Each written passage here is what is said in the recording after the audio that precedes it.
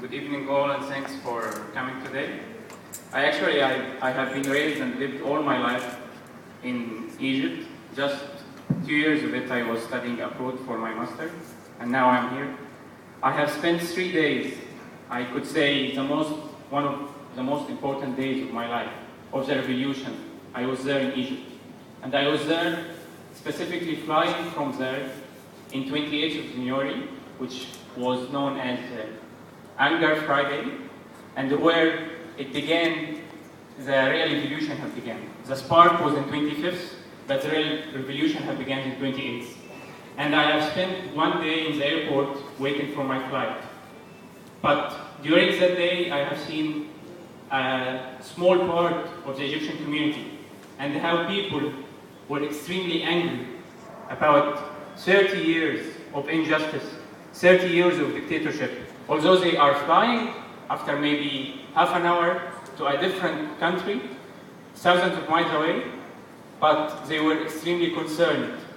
And it is any Egyptian here who have lived part of their time in Egypt, whenever we were talking about politics, they will say that you have to shut up because state security may be capturing you today or tomorrow, or you will never see your family again. But in that day, I have seen in the airport Christians and Muslims, and I have been engaged in many conversations during all of that day. All people were under one aim, that revolution had begun, that Mubarak had to be leaving, and for the first time of my life, I have seen that the state security and police officers were actually extremely afraid of people, not vice versa.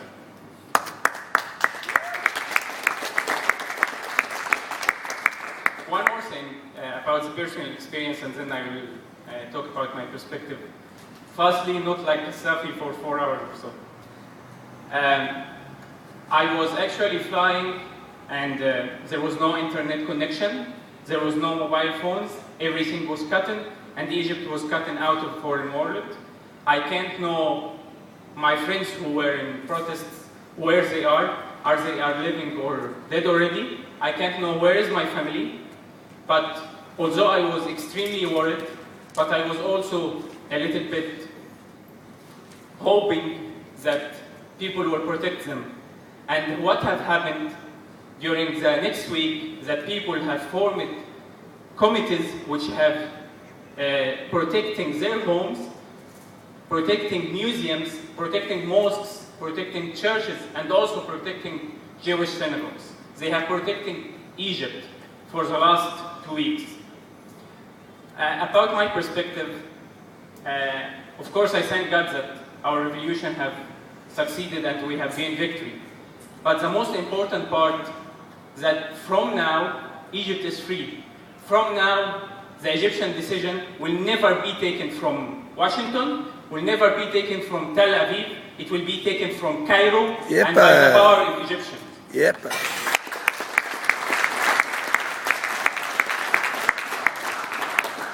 Second point, for Palestine, we are extremely sorry for the siege of Gaza. It was not us, it was a dictatorship government. It was not us. And again, what have happened in Egypt and in Libya, and now in Libya and in Tunisia, those are real Egyptians and Tunisians and Libyans. Those are the grandsons of Abu Qasim al-Shabi and brothers of Bouazizi in Tunisia. Those are the grandsons of Omar al-Mukhtar in Libya. And those are the grandsons of Mustafa Kamel and Saad Zaghloul and Arabi in Egypt. Those who have made the revolution, and we will never again accept any foreign interference in our business. One last point, which I really want to raise, that the army, the Egyptian army, have been always a factor of our pride in Egypt. It have always defend our rights, and now it is defending our revolution, and it will keep defending our revolution till Egypt is a real